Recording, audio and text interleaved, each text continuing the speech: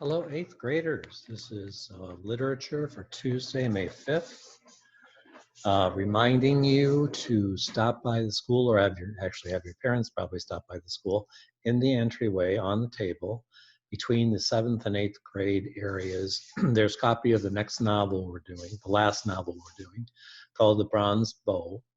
And there are folders that contain the quizzes and the study question sheets for the novel, The Bronze Bow.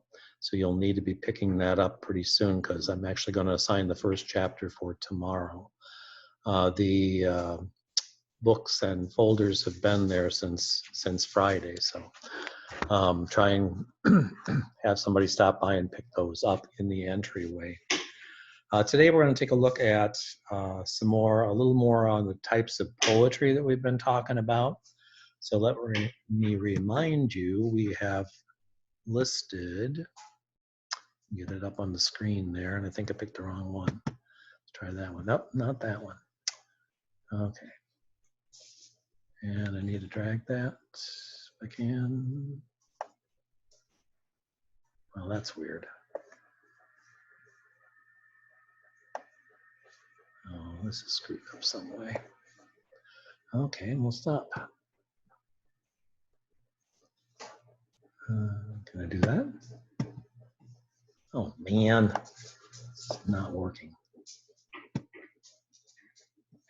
Okay, all right, let me try that again. Sorry. Okay, that's not it. These things were any smaller, it would be impossible to see completely. And I don't see the one I'm looking for, which should, oh, maybe that's it. Come on. Yeah, there it is, okay.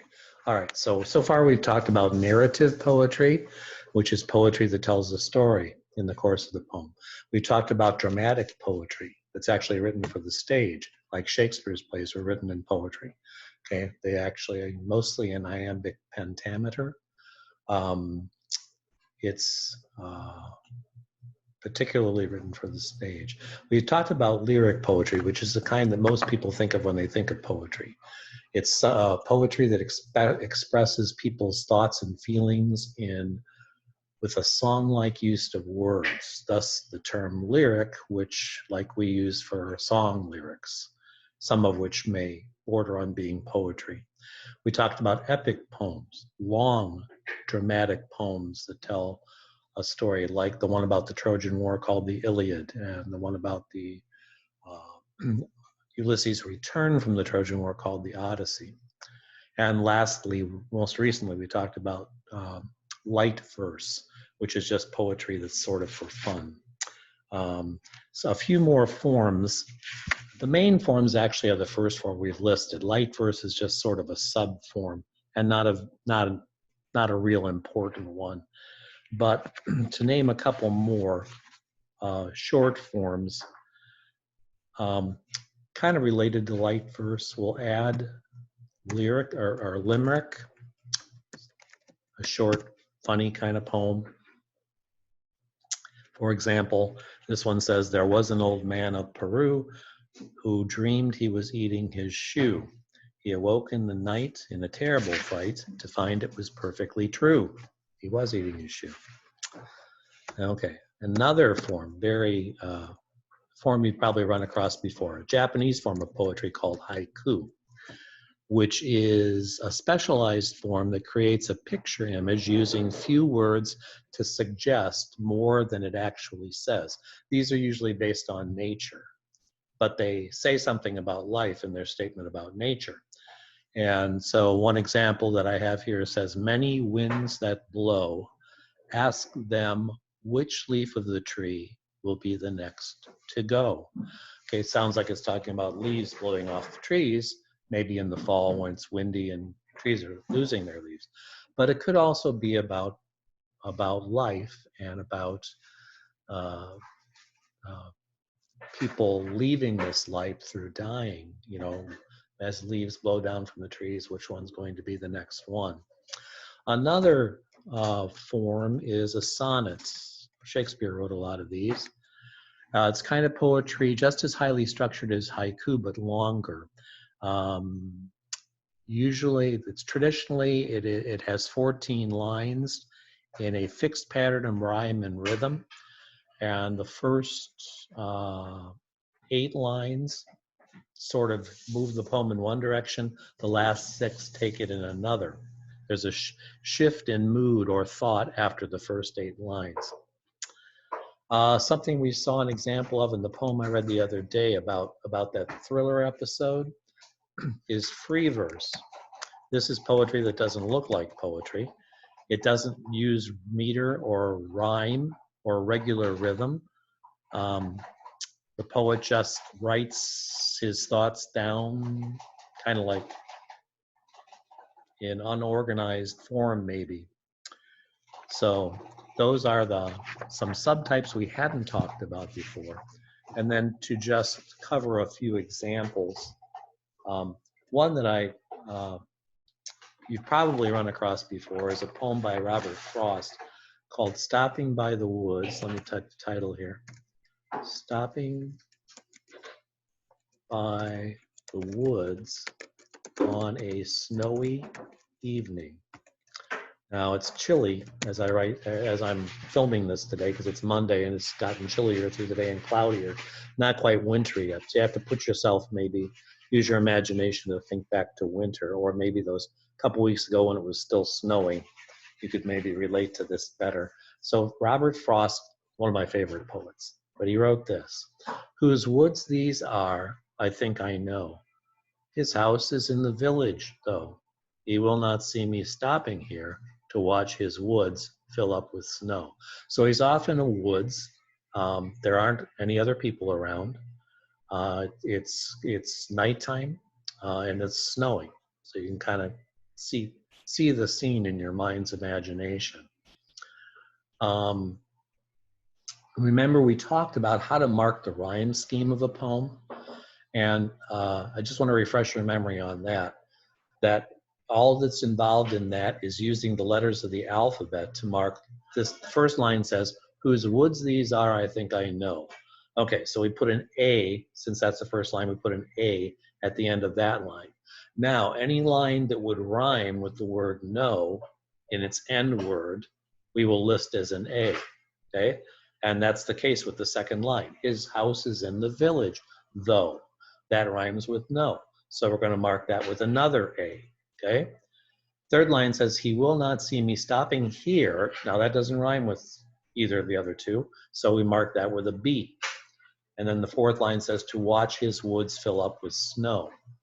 Now that again rhymes with no, so we put an A again.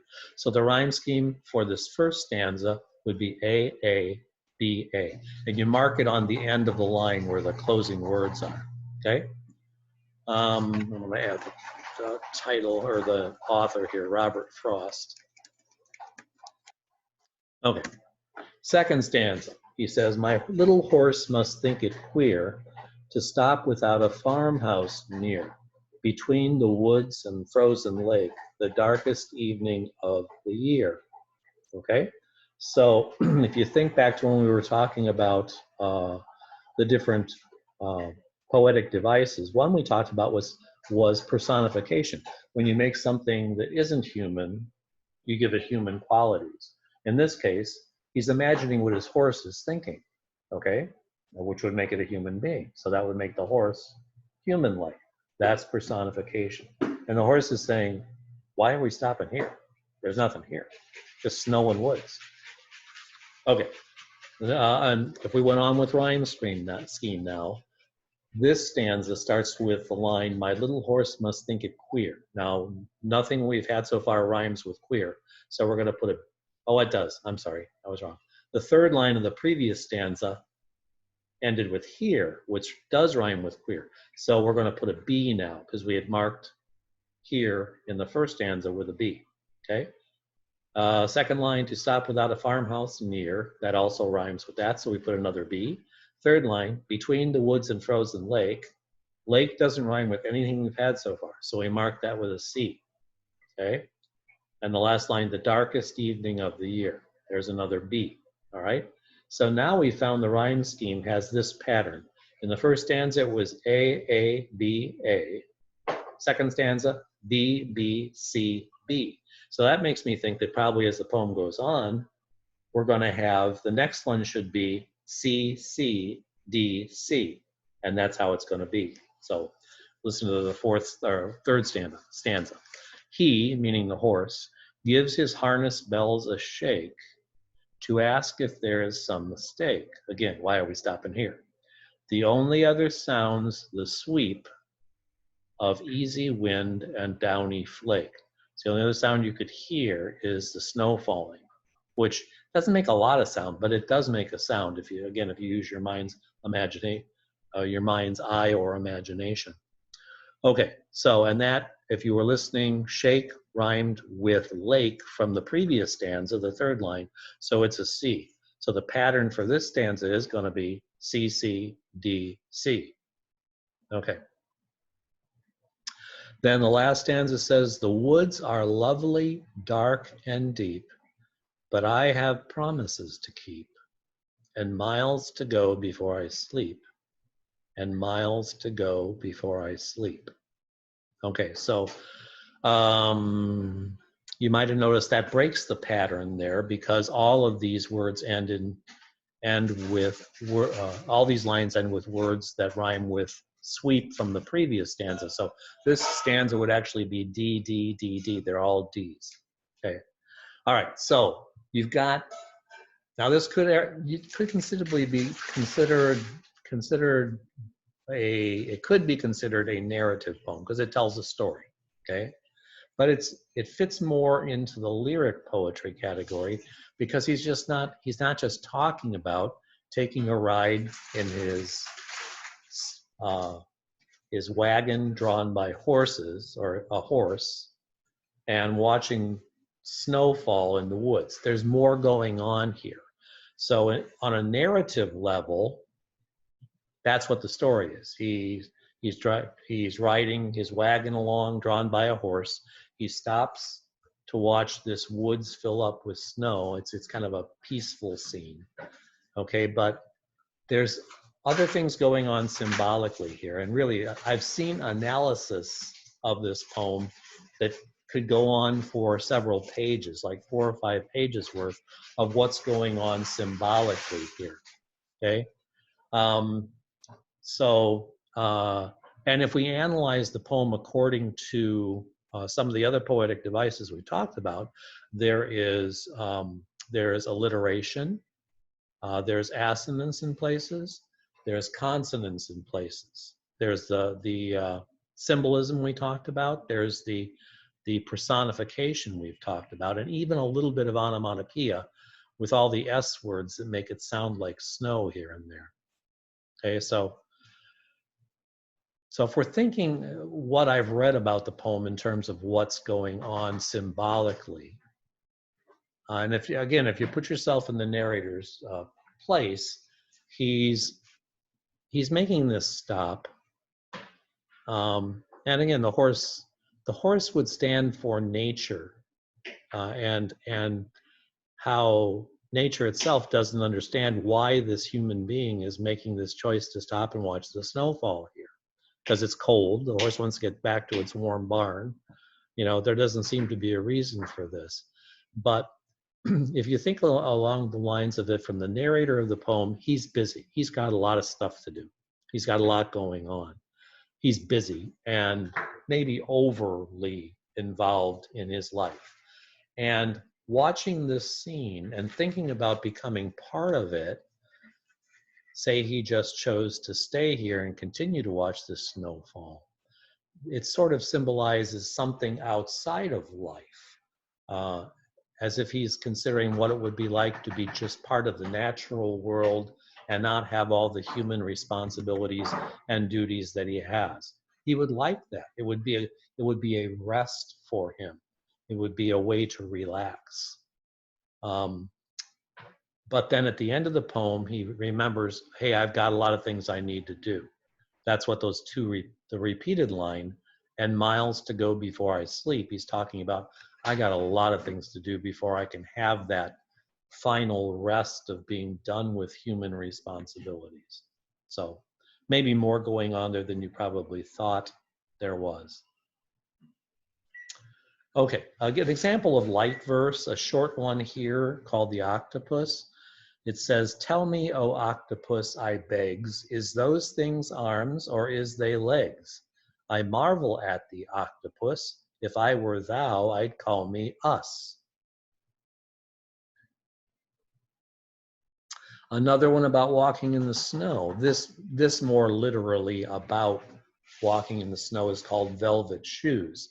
And if you think about the title, you know, if you're walking in the snow, if it's a wet snow, it's sticking to your shoes or your boots, which gives them the appearance of being covered by white velvet. So he says, "Let us walk in the white snow, in a soundless space, with footsteps quiet and slow, at a tranquil pace, under veils of white lace.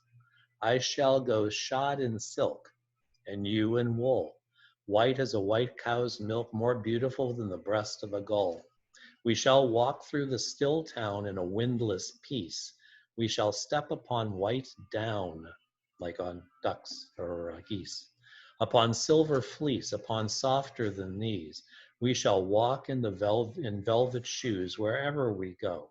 Silence will fall like dews on white silence below. We shall walk in the snow."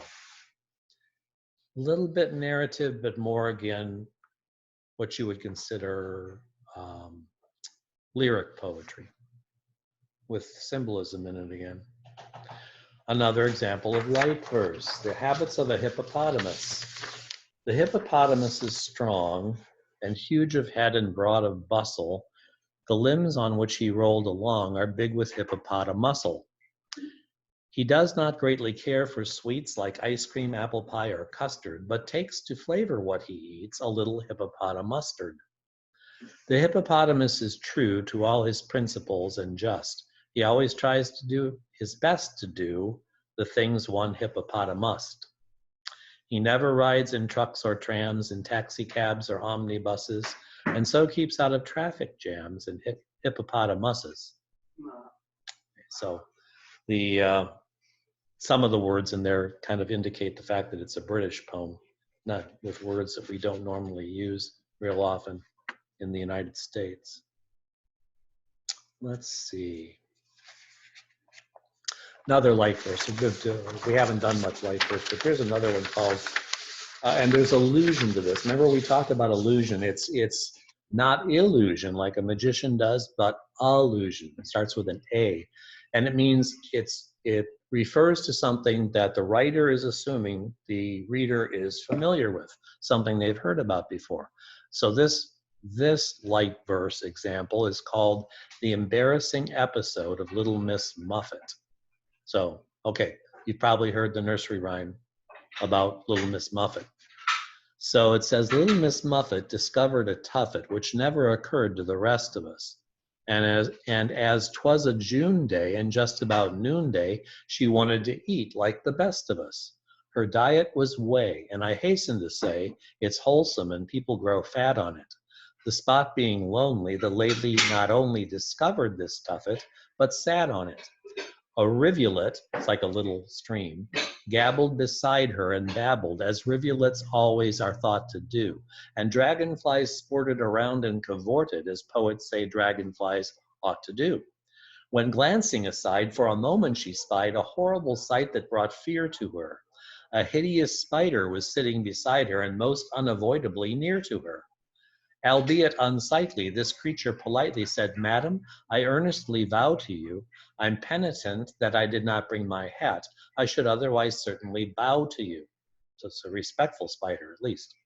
"Though anxious to please, he was so ill at ease that he lost all his sense of propriety and grew so inept that he clumsily stepped into her plate, which is barred in society.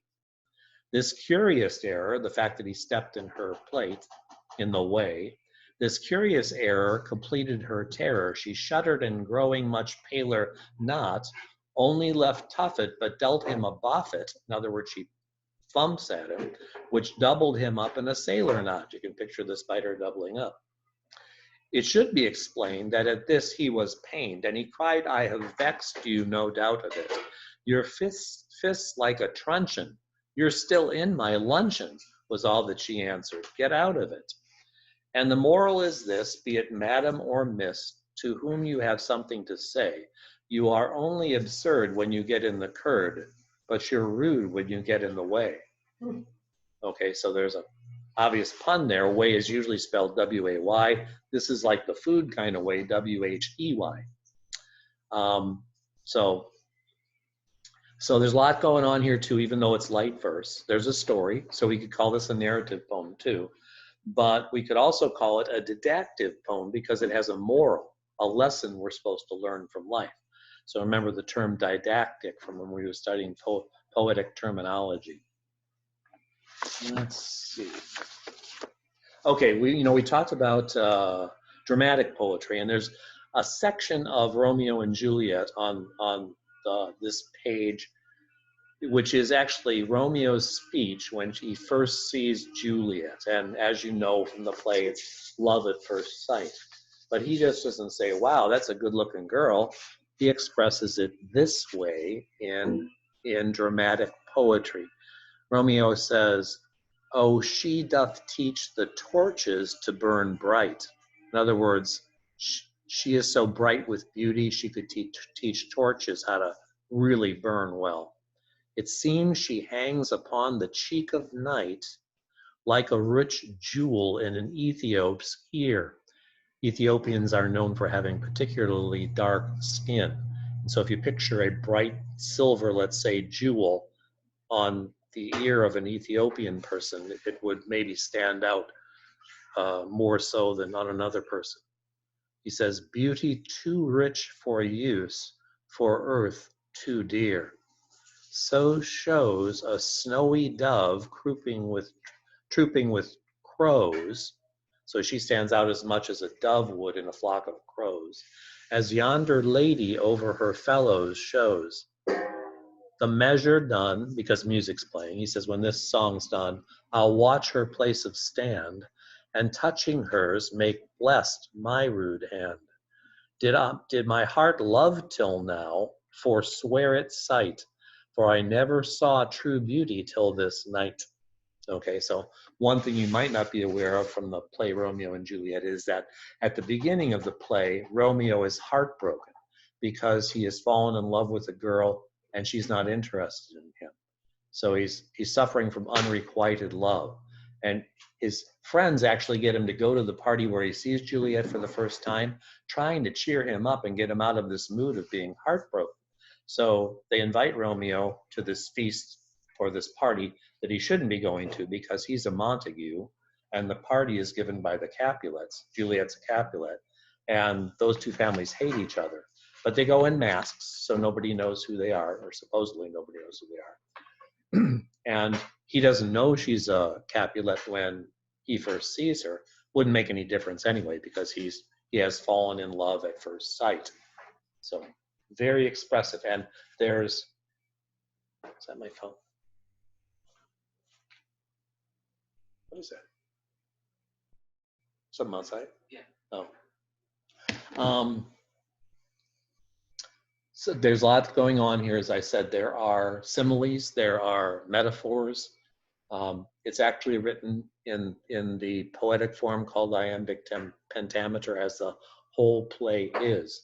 So when you're reading Shakespeare, and probably you'll do Romeo and Juliet next year in high school, wherever you go, it's kind of like what they do, or one of the things they do. There's a certain aspect to it where you almost feel like you're reading a foreign language. And the book will include lots of footnotes. There are actually versions of Shakespeare's plays where if you open the book to any page, one side is actually the text of the play, and the other side has an explanation of what's going on in that. So in case you get lost, it can be explained. But there's more of that now than when I went to high school and studied Shakespeare's plays. So the thing I guess I'm trying to say is, if you just keep reading and maybe glance at the footnotes once in a while, a lot of times, though it may not all make sense to you, you could still get a feeling for what's going on. You can still understand the story, even though you're not getting every single word. Let's see. Here's a poem that includes, it is personification even in the title, which compares mountains to being a group of people. The title is "The Mountains Are a Lonely Folk." The mountains, they are a silent folk. They stand afar off alone. And the clouds that kiss their brows at night hear neither sigh nor groan. Each bears him in his ordered place, as soldiers do, and bold and high. They fold their forests round their feet and bolster up the sky. Okay, so that's lyric poetry with a lot of use of poetic devices. Let's see. A couple of haiku. Remember, just 17 syllables. This one says, just 3 days old, the moon, and it's all warped and bent. How keen the cold. Happens in a lot of times in haiku. The last line a lot of times takes a sudden turn. But remember, this is like poetry that uses nature to talk about thoughts and deep thoughts and feelings. Another one says, night, and once again, the while I wait for you, cold wind turns into rain. Waiting for somebody who doesn't seem to be coming has the feel of cold wind and rain. The next one says, no sky at all, no earth at all, and still the snowflakes fall. So all they're seeing is the snowflakes, as though the sky and the earth don't even exist. Another one says, on a withered branch, a crow has settled, autumn nightfall. So again, not much, 2 short lines trying to sum up what the experience of seeing nightfall in autumn. Next one says, the first day of the year, thoughts come and there's loneliness. The autumn dusk is here. Another one says, clouds come from time to time and bring to men a chance to rest from looking at the moon, as though that might tire you out. A poem by Emily Dickinson, another poet I like a lot, called We Never Know How High, says, we never know how high we are till we are called to rise. And then, if we are true to plan, our statures touch the skies. The heroism we recite would be a daily thing, did not ourselves the cubits warp for fear to be a king. So, lyric poetry talking about how sometimes a challenge, maybe an unforeseen challenge, can bring out the best in us that we didn't even know was there. Let's see.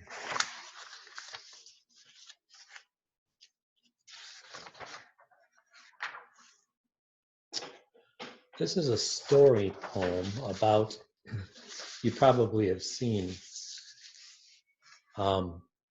this would be a narrative poem. You probably have seen Fox Hunts on TV, and that's what's going on here.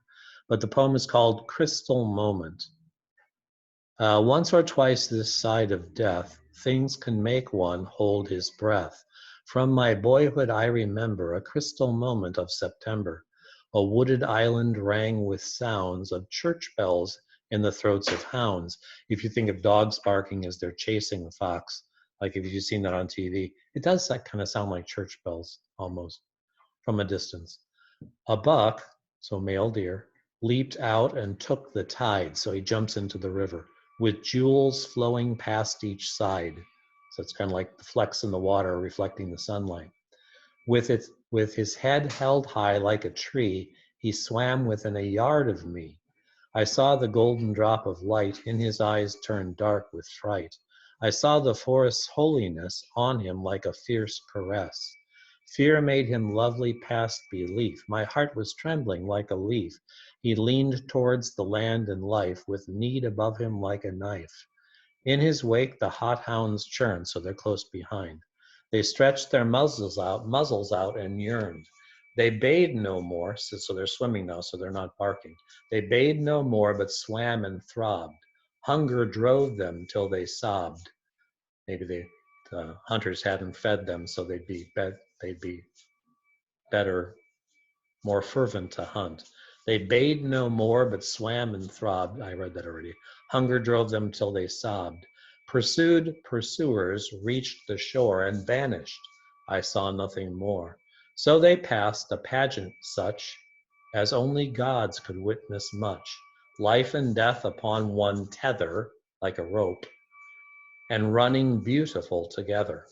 So, okay, so now you take that. The poet had this experience, right? And it probably lasted 15 seconds, maybe, half a minute. But then you take that, and a poet looks at that and says, what all is going on here besides the hunt itself? Well, you have life trying to escape death. So that gives it a lot more meaning in it. And he talks, I think he squeezes out every last bit of emotion you could have seeing something like that. I like the poetry of Langston Hughes a lot, the Black poet, who wrote this famous poem called A Dream Deferred. Deferred means it's not used or taken when it was supposed to, it's set aside for a time. What happens to a dream deferred? Does it dry up like a raisin in the sun, or fester like a sore and then run? Does it stink like rotted meat, or it crust and sugar over like a syrupy sweet? Maybe it just sags like a heavy load, or does it explode? Okay, so talking about experiences, when your dreams don't come true or haven't come true, or even worse, when they can't come true, or something unfair keeps them from coming true, what's the reaction? What's the effect on that? And he has a bunch of metaphors and similes here to talk about, is it like this? Is it like that? Is it like this? But then his final question is, instead of being something quiet and just fading, maybe the dream that doesn't come true, maybe it explodes. Okay, let's see.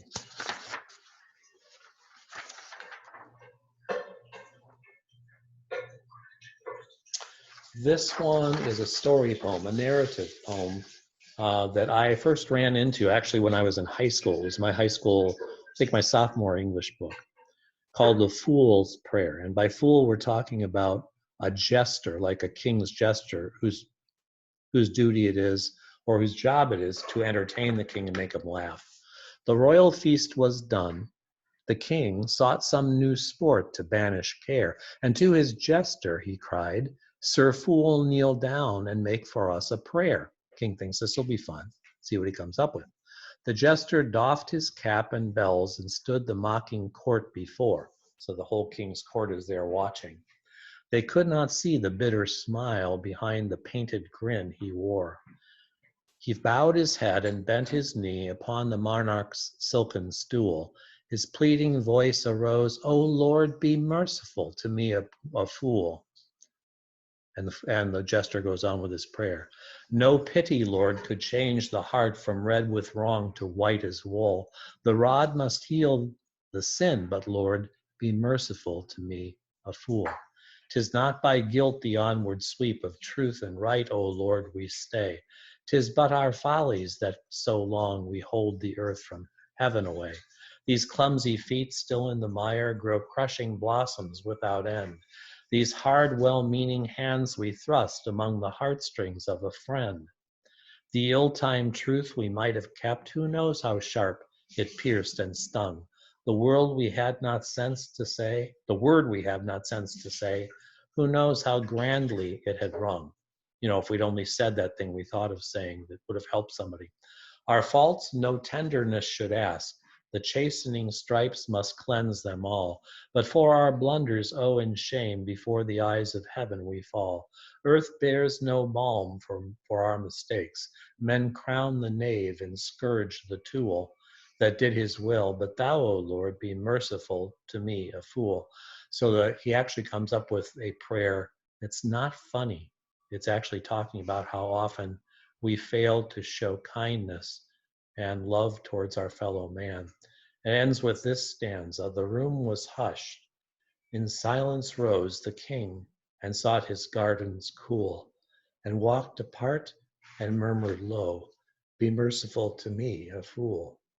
So the king realizes from what his gesture has said that he has made his share of mistakes too. Okay, one of my daughter's favorite poems from back when she was in junior high and probably high school too. Another Robert Frost poem that talks about choices. It's called The Road Not Taken. A lot of symbolism in this one. Two roads diverged in a yellow wood, and sorry I could not travel both and be one traveler. Long I stood and looked down one as far as I could to where it bent in the undergrowth. So he's trying to see in the woods where these roads lead, but he can't really tell. Then took the other as just as fair, and having perhaps the better claim, because it was grassy and wanted wear. Though as for that, the passing there had worn them really about the same. So he's thinking, I'm going to take this path because not as many people go this way. And both that morning equally lay in leaves no step had trodden black. I kept the first for another day, and knowing how way leads on to way, I doubted I should ever come back. I shall be telling this with a sigh somewhere ages and ages hence. Two roads diverged in a wood, and I took the one less traveled by, and that's made all the difference.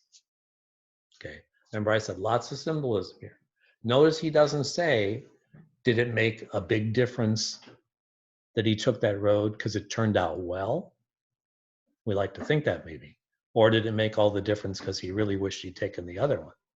He mentions he doesn't have time to walk both roads, So, and as he says, way leads on to way. So you make one choice, because the poem is really about choices. You make one choice, that choice leads to another, that choice leads to another. And pretty soon you've gone so far down the road, there's no way to go back and take the other choice that maybe you wish you had taken.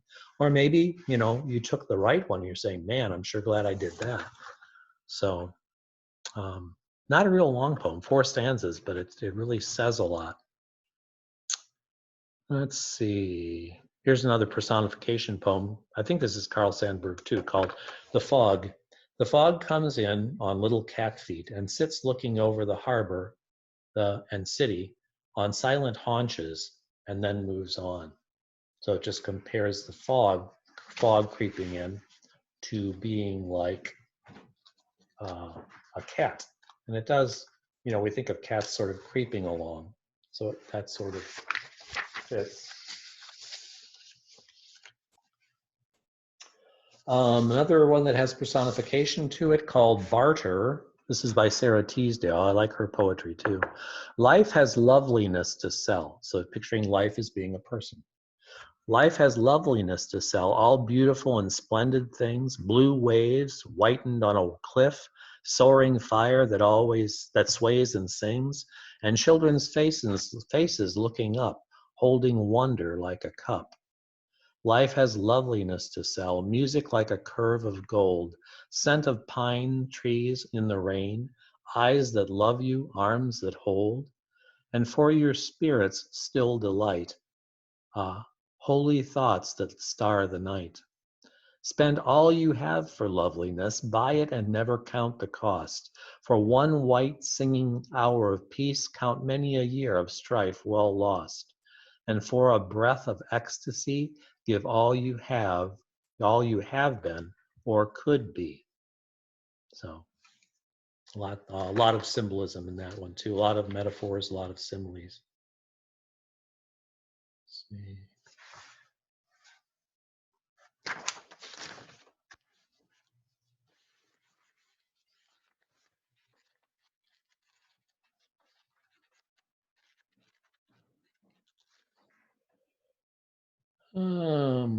Let's see. Another one by Sarah Teasdale says this. And this is actually talking about when mankind is gone. It's from a time period when there was a lot of speculation that people might wipe themselves out through, nuclear weapons or something. It's called There Will Come Soft Rains. There will come soft rains and the smell of the ground, and swallows encircling with their shimmering sound, and frogs in the pool singing at night, and wild plum trees and tremulous white. Robins will wear their feathery fire, whistling their whims on a low fence wire. And not one will know of the war, not one will care at last when it's done. Not one would mind, neither bird nor tree, if mankind perished utterly. And spring herself, when she woke at dawn, would scarcely know that we were gone. Little personification there, but saying nature probably wouldn't miss us at all. Okay, point of view is important in a poem. And this poem, as you're reading it, this next one, which is light verse. And there's an ironic thing about the author's name I'll mention at the end. But this is a poem that's actually from the point of view of the people in a graveyard who are buried.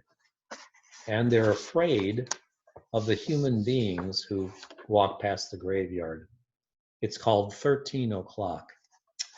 Why do they whistle so loud when they walk past the graveyard late at night? Why do they look behind them when they reach the gates? Why do they have gates? Why don't they go through the wall? But why, oh, why do they make that horrible whistling sound? Go away, live people. Stop haunting the dead. If they catch you, it is said, they make you rap, rap, rap on a table all night. Okay, that's an allusion to seances, where often the person running it will ask for the spirits to answer a question by tapping on the table. If they catch you, it's said, they make you rap, rap, rap on a table all night, and blow through a trumpet and float around the room in long white veils, while they ask you, can you hear us, Uncle Ted? Are you happy, Uncle Ted? Should we buy or should we sell? Should we marry, Uncle Ted? What became of Uncle Ned, Uncle Ted, and is he happy? And ask him if he knows what became of Uncle Fred. Keep away, live people. Keep far away. Stay in the world's other world where you really belong. You'll probably be much happier there. And who knows what they are hunting for? Always looking, looking, looking with sharp, bright eyes where they ought to have just sockets. Whoever saw them really grin with their teeth? Think about a skeleton. Who knows why they worry or what they scheme with a brain where there should be nothing but good damp air? Stay away, live people, stay away, stay away. You mean no harm, and we aren't afraid of you, and we don't believe such people exist. But what are you looking for? Who do you want? Who, oh, who? That poem, I said there's something ironic about the author's name. That's by Kenneth Fearing, F-E-A-R-I-N-G. Okay, let's see. One you'll probably run into in high school is by the guy who wrote Alice in Wonderland, called Jabberwocky. And this is light verse. And it's actually, a lot of it's nonsense words. He just made up words because they rhymed. It says, it almost kind of tells a story though, so it could be considered a narrative poem too. 'Twas brillig and the slithy toads did gyre and gimble in the wabe. All mimsy were the borogoves, and the mome wraths outgrabe. Beware the Jabberwock, my son, the jaws that bite, the claws that catch. Beware the Jubjub bird, and shun the frumious Bandersnatch. He took his vorpal sword in hand, long time the maxim foe he fought. So rested he by the Tumtum tree, and stood a while in thought. And as in uffish thought he stood, the Jabberwock with eyes of flame came whiffling through the tulgey wood, and burbled as it came. 1, 2, 1, 2, and through the vorpal blade went snicker snack. He left it dead, and with its head he went galumphing back. And hast thou slain the Jabberwock? Come to my arms, my beamish boy. O frabjous day, callooh, callay, he chortled in his joy. 'Twas brillig and the slithy toads did gyre and gimble in the wabe. All mimsy were the borogoves, and the mome wrath outgrabe. Okay.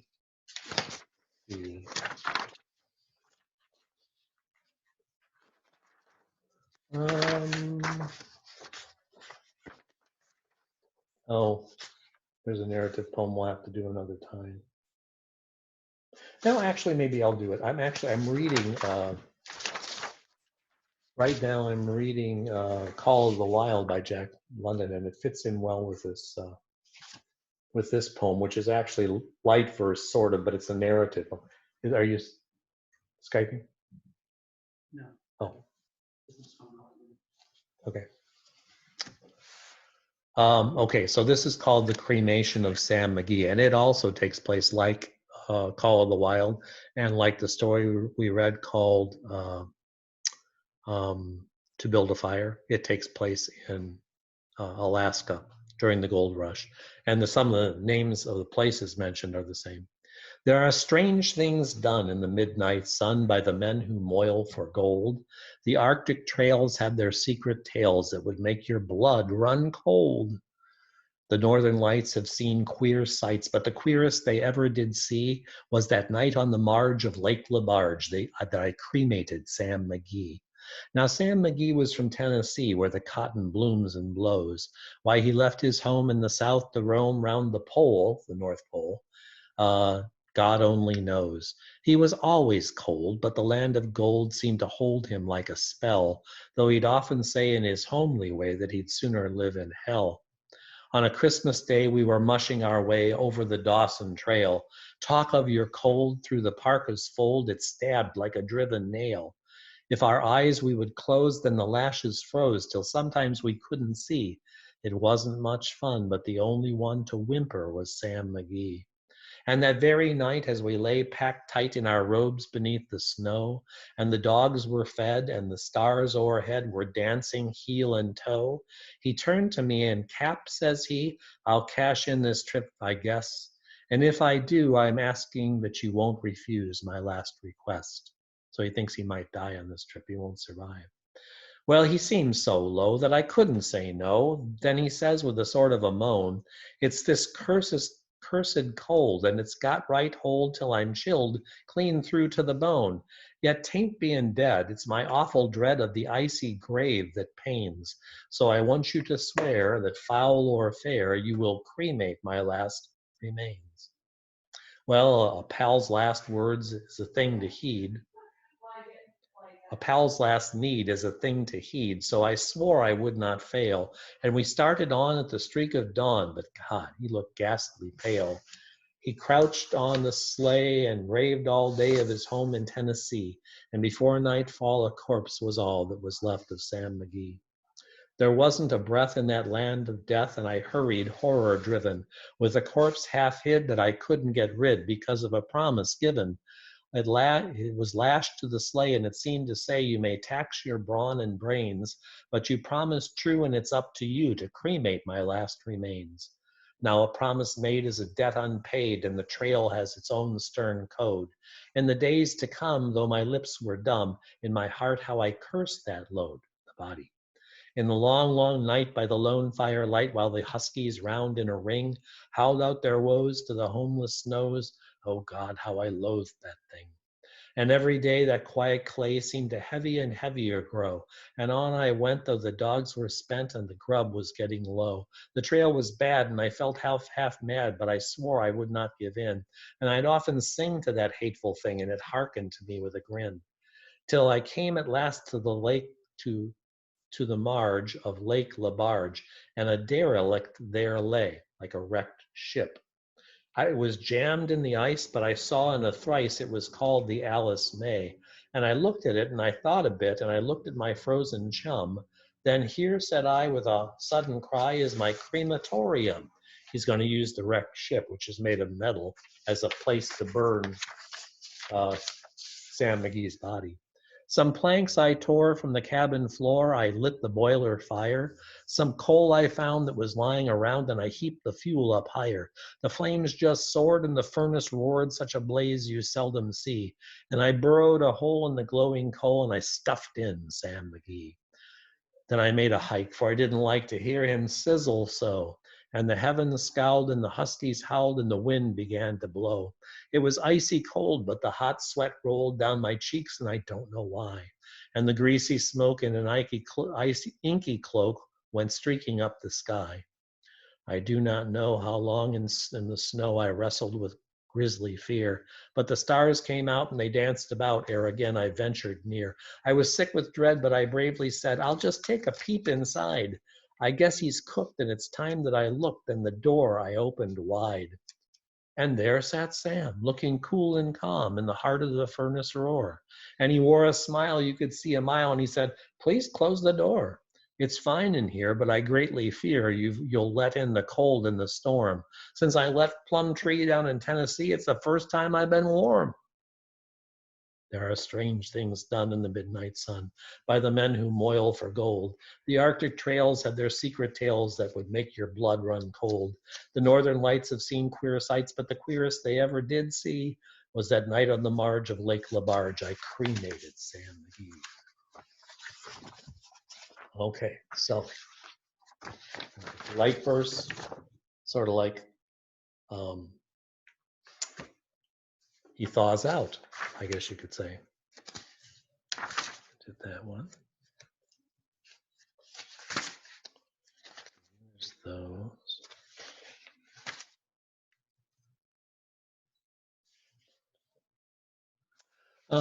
Here's one that I find kind of interesting because, and usually we talk mainly about the title in connection with this. This is called The First. And it says, what I remember about that day is boxes stacked across the walk and couch springs curling through the air and drawers and tables balanced on the curb, and us hollering and leaping up and around, happy to have a playground. Nothing about the empty rooms, nothing about the emptied family. So that's called The First. And so my question after I read it is, why is that called The First? So, and if I asked a group of adults, they would probably guess much sooner than grade school students or high school students, because it eventually comes around. We talk about all the possibilities, and almost never do I have it happen that somebody guesses the reason. But the first can mean the first of the month, which is usually when rent is due. So if you listen to the words of the poem, this is about a family being evicted from their home or their apartment because they can't pay the rent. Okay, let's see. This is one by Carl Sandburg, another poet I like, called Arithmetic, which is what we used to call math back when I was in grade school. It was never called math, it was called arithmetic. So he says, and this is in free verse, arithmetic is where numbers fly like pigeons in and out of your head. Arithmetic tells you how many you lose or win if you know how many you had before you lost or won. Arithmetic is 7, 11, all good children go to heaven, or 5, 6 bundle of sticks. Arithmetic is numbers you squeeze from your head to your hand, to your pencil, to your paper, till you get the answer. Arithmetic is where the answer is right, and everything's nice, and you can look out of the window and see the blue sky. Or the answer's wrong, and you have to start all over and try again and see how it comes out this time. If you take a number and double it again and double it a few more times, the number gets bigger and bigger and goes higher and higher, and only arithmetic can tell you what the number is when you decide to quit doubling. Arithmetic is where you have to multiply, and you carry the multiplication table in your head and hope you won't lose it. If you have 2 animal crackers, one good and one bad, and you eat one and a striped zebra with streaks all over him eats another, how many animal crackers will you have if somebody offers you 5, 6, 7, and you say no, no, no, and you say nay, nay, nay, and you say nix, nix, nix? If you ask your mother for 1 fried egg for breakfast and she gives you 2 fried eggs and you eat them both, who is better at arithmetic, you or your mother? Let's see. Our last one called Who is Sad, about emotions. Who is sad and who is sorry? Not the seagull flying high, not the wren brown as the earth is, not the bumblebee buzzing by, not the cat upon the doorstep, not the dog beside the gate. They are neither sad nor sorry, proud, ashamed, on time or late. Okay, so kind of like reverse personification, saying they aren't people. So they don't have to worry about a lot of those things. Okay, so that's some poems and some more analysis of poetry. Maybe we'll do some more later. But for now, again, want you to read the first chapter of the Bronze Bow for tomorrow, for Wednesday, and take the quiz that's in the folder that I left with the books. Take the quiz on chapter 1, and then we'll discuss it and we'll do the study questions on Wednesday. So watch for another email link with a link for the video for that. Thanks for watching today. Let's see.